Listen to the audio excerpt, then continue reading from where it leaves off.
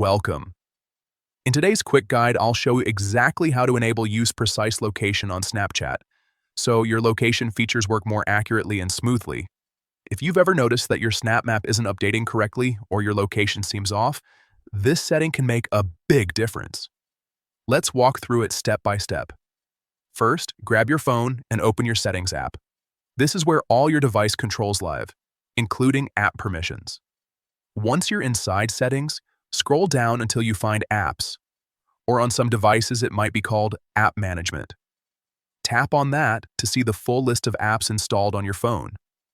Now, look through the list and find Snapchat. You can scroll manually or use the search bar if your phone has one.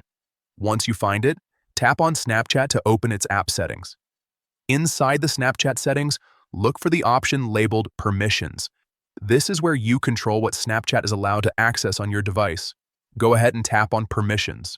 Next, find and tap on Location. This section controls how Snapchat uses your location data. Here's the important part. You'll see an option called Use Precise Location. Make sure you toggle this on.